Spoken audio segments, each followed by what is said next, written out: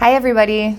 I wanted to give you some background on what my 2022 has been like so far, and I'm going to do something that is going to introduce you to the power of love and understanding. Something that has no judgment, okay? All right, so this year I've been sick, really sick for like 2 weeks, which I don't know if I had COVID or what, but I'm definitely outside the box of the sickness. But during that time, I've had a lot of random stuff happen. Like, we have 2 internet lines. It took 3 months. It took from September 23rd to December 14th to get 2 functioning internet lines, which we need so that I can do my work. And then if other people are home, they have their own internet. I can upload videos, and I'm not bothering the system here with kids now home from school or doing school at home because of COVID. It's really important that I have internet that works, right? I have an internet-based business. So one of my internet lines has gone out, and it's going to be several weeks before they can come out and fix it, which is usually more like a month or 2 months, since everybody is dealing with labor shortages and sick people. And anyway, we also had to put our old dog to sleep, which it was time. That's just another interesting detail in the midst of all this strange stuff happening. We have 2 cars broken down on the side of the road, 2 2021 vehicles, okay? One of them, the battery completely, we have no idea what in the world happened, but on the 30th of December, the car completely doesn't start, doesn't make a sound, nothing. So it's been sitting now from -10 to -40, even almost -50 over the last 2 weeks, which it's probably needs a new battery, but can't get anybody to come out and tow it. And that's been hard for us because we need to have 2 working vehicles. A second vehicle, we knew we needed to get gas, and there was a million and one distractions on our way home, and we have run it so low on gas, I don't think it's going to be able to get to a gas station if we turn it on. So we're kind of the weirdest things have been happening over the last 2 weeks. And during this time, I've been resting a lot. I've been going through a lot of interesting challenges. 2021 was a really hard year for me. And now 2022 starts out a bit finagling, right? But we're going to get there. Now, what I wanted to share with all of you is something a little bit unique. Because when I really need help and I really need to reach a human being that has the potential to help me, I like to actually go talk to them in the energy world and see if they're a good fit for the job, to see how they feel about my request, to see if the energies are telling me maybe go with a different company. So I've been working with OnStar and roadside assistance to try to get a tow, and I finally have a scheduled appointment that was yesterday, and the response on that scheduled tow was, maybe we'll be out there today, maybe tomorrow. We're busy right now. I have to go. It was a very short interaction, and it didn't leave me with a lot of confidence that they even knew who I was. And now I called today, and again, they couldn't hear me on my phone, which is possible. He wasn't in the office. Call him back in a couple hours. So you can see I'm in a situation here, okay? So I'm going to do this with all of you because you have the power to do this too, okay? All right, so I'm gonna relax. And I'm gonna go visit the guy, and I wanna just get a feel for what's going on in his world. Is he overwhelmed? Is there another company maybe we need to contact? And I'll let roadside assistance know. All right, we're gonna find out together. All right, so I'm gonna go to him now.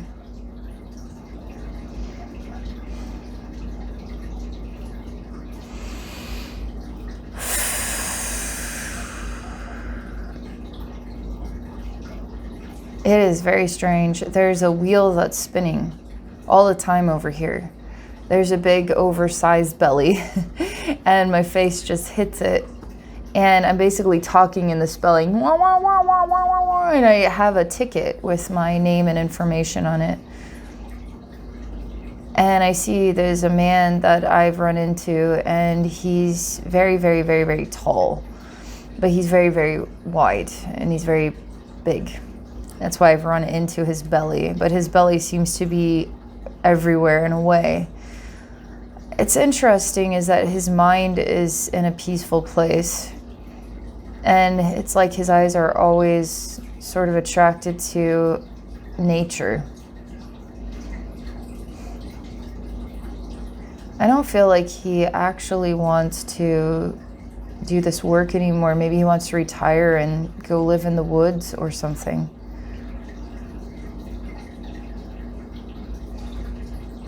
He needs a very long time to adapt to my request, and people to him sound like, it's almost like I see a bunch of people in the water flailing their arms, and everybody needs rescued. And he's miles away from all of these people. It's almost like the Titanic sank and all the people are crying for help, and he's miles away. And I start to experience him feeling like he's always blamed for not helping these people. There's just always so many people, always people that need help. I literally am like an ant crawling up his body to try to get to his head. And I'm not representing somebody who's screaming and desperate. I'm representing somebody who's been waiting since December 30th.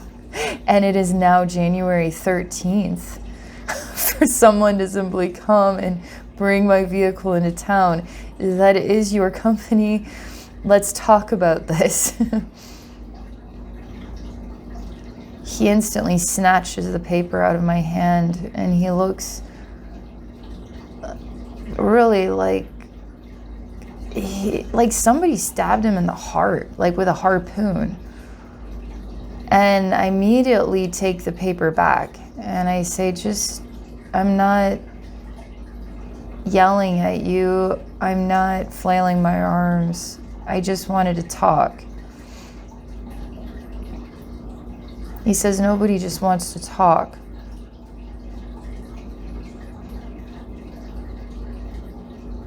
His head is spinning and he's not really connected. But we're getting there, okay? I actually feel like he's a pretty nice guy. I feel like he's overwhelmed. I feel like he's even tired of the work that he does, but maybe this is the work that he does, so there's really no other direction he can go in.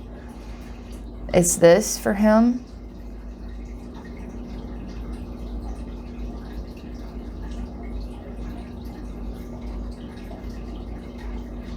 Start to see the very large version of himself is turning to stone, and this smaller version, that's sort of a side thought that snatched the paper out of my hand. I took it back and I asked him to sit on his shoulder, and I'll sit on his other shoulder, and we'll keep some distance between us. He doesn't want to break down. He doesn't want to snap. He doesn't want to lose his cool. I say, I know. You want to do this. And so I fill his mind with a beautiful sunrise or a beautiful sunset and beautiful mountain views and trees. He really likes the nature here. He says, I can't have that. I say, what if you have that every day when you're driving?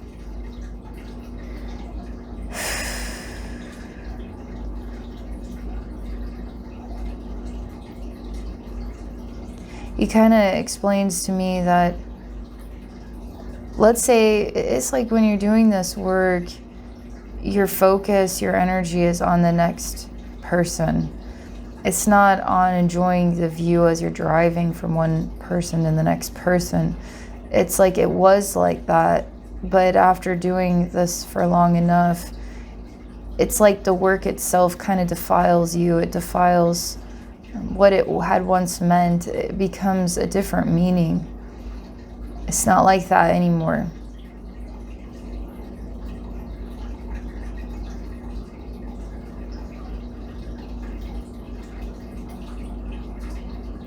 He still just wants to stop talking and just ask me what I need. And I say, for starters, I need you to just let yourself be peaceful right now. He says, I don't have time for this. I don't have time for this. I say, we're in an energy world. You have nothing but time. Some other you, maybe not, but you have nothing but time. He cries and he says, why did you come here? And I say, well, I'm trying to get help. Just like the people with the flailing arms in the Titanic sank scenario, I need help, like everybody else, right? You're the person that I was aligned with, scheduled with. I'm trying to understand if you're going to be able to come out or not. I'm trying to understand if you even want to. Do you want to? He says, I want to help everybody that I can. I just can't always help people as quickly as they would like to be helped. So you do want to help me. I just don't want to give him this paper back, because he's really, once his energy shifts to about work, it feels like I've lost what I've been building up here, okay? So I'm just going to hold off still a little bit longer, because I'm going to tell him that when I give you my information, I feel like you become a different person. I really like this person, and I want you to be this person when you look at my information. He's starting to hear the many complaints and the reviews that he's gotten, and he can't please everybody, and he's not perfect. And yes, he makes mistakes. And he feels like all these people that he helps end up throwing him under the bus. I will say he does not have the best reviews. That's a bit of a concern for me.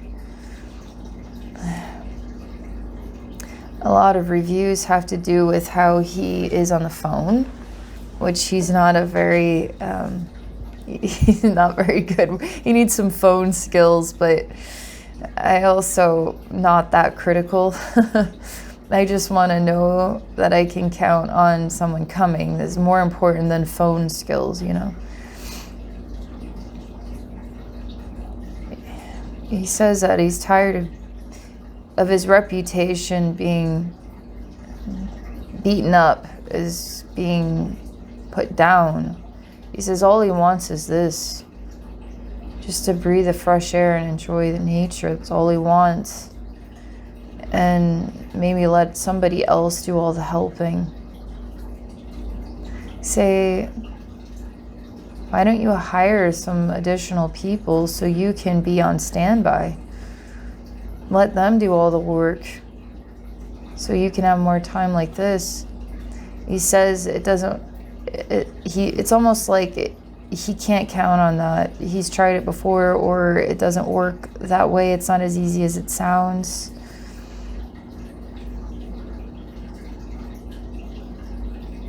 I really take that as a seed, and I plant it into his heart and his mind. I say, hire someone to answer the calls and to be at the office between these hours.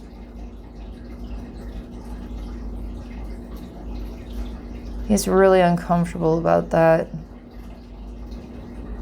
He doesn't want to hire somebody. He just wants to do all the work himself, because he can count on himself.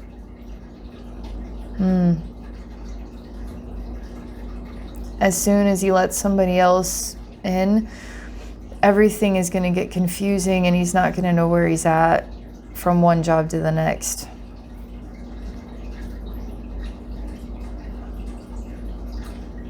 I feel like I've reached a point where he's okay now. He's a lot calmer and more relaxed, and so I give him the paper and I say, are you okay with this? Because I live outside of town.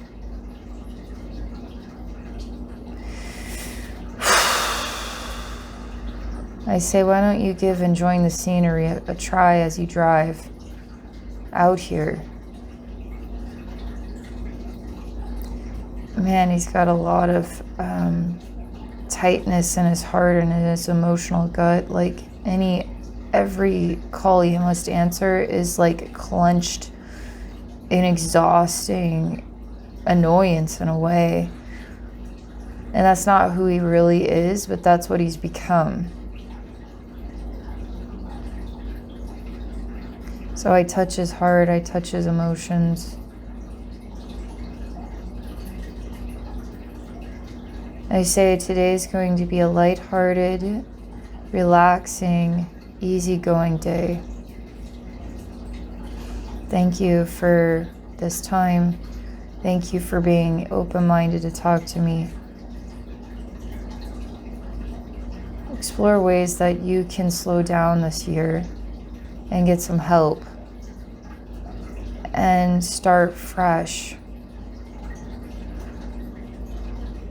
You can rewrite the past.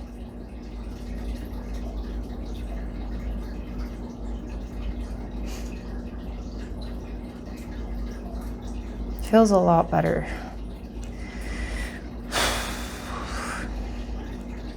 And I feel a lot better about working with him. I don't know if he's going to be able to do it today just based on business, but at the same time, I feel more relaxed about the exchange and I understand him better. You, me, we all have the power to go and talk to each other. Sometimes it's hard to communicate face to face, and it's hard to get into a genuine conversation. So much of our exchanges are very brief, or they don't get to this depth of meaning. You know what I mean? And sometimes we don't know how to share that depth of meaning with each other because we're just not taught how to deeply communicate our feelings. And we don't even know who we're safe to share that with anyway, because everybody seems to have some kind of other side to themselves that we don't really know what that is. And so we hold a lot inside, you know? So this gives me clarity, and we have the ability to get clarity with anybody to actually understand what they're going through.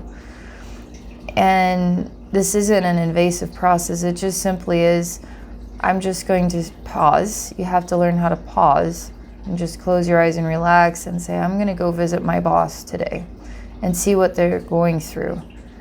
But you just wait, okay? You could even start by just visualizing your boss standing there in your mind. Whether you can see it clearly or not doesn't matter. Your boss could look like a fog or a smudge. Doesn't matter, because the heart of your boss is standing there. It's a vibration, okay? My boss, or my best friend, or my lover, or my dog, you know? And then you wait. And your intention next is to say, hi, it's me. How are you doing today?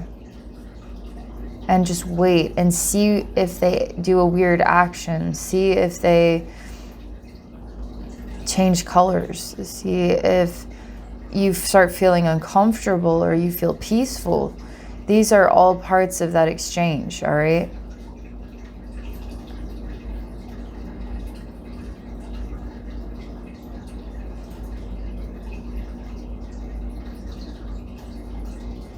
One of the most important things I could recommend anybody do when it comes to going into an altered state, and it's not an altered state at all, it's this exact same state you're in regularly. You're just, when your eyes are closed, you're not distracted by the outside world. You can totally do this with your eyes open. It's like daydreaming in class when you're in high school, you know? You can totally do this with your eyes open. But it's when you close them, it just makes sure that you're clearing out the human space so that you're more focusing on what an internal guidance is, okay? You're sensing things, choosing to perceive things, experience something, okay, that comes to you. And that just take out the word psychic, because you're just being yourself. And sometimes when we have all these ideas or concepts of like what I, Abby, am doing is something beyond yourself and you have to be something more than you are to do it, isn't correct at all. You just be yourself, and then you can do it, okay?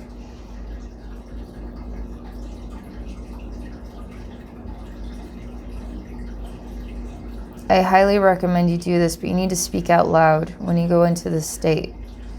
So like right now, I'm talking out loud because as I interact, I speak out loud about my interaction because it helps things move. If you're just standing there just staring and you have to articulate movement in your mind, you can fall asleep. It's a very relaxing experience. So when you speak out loud, you're engaged, you're focused, you're actively involved in it. You're not getting relaxed and then going into a dream state, okay? You're focused on what's coming to you. And if nothing comes to you, sit next to this person of your choice, okay? And hold their hand by choice. Your choice is to just hold their hand, because holding a hand is just a gesture of, I'm not here to cross lines. I'm not a threat at all. I'm gentle. And I care about your well-being, even if you've been a jerk to me, or even if things haven't been great, or maybe I've been a jerk to you. I'm sorry, whatever. But when you hold their hand, it's a gesture of gentleness. And say, I want to help you feel brighter today. And I'm really glad that you're a part of my life. Whether you always have to be grateful for everybody, even the hard people in your life, you have to be grateful for, okay? It makes you stronger in what it is, the world that you want to live in. It takes strength to be grateful for people who are difficult. It takes strength to do that. So you're a strong person when you choose to be grateful. And you can say, I'm a strong person because I'm choosing to be grateful for people that are challenging me. And I'm grateful for that challenge. It will change your life. It will change your life. So you will hold this person's hand and you put love into them. Okay? You can give them a color as a gift. And you don't have to know what that color represents. It's just simply let the color be wise in and of itself. The wise purple, the wise reds, the wise yellow. I'm giving you the wise color today. I'm giving you a wise rainbow. And I'm going to surround you in this rainbow. And I care about you. You have to say that from the bottom of your heart.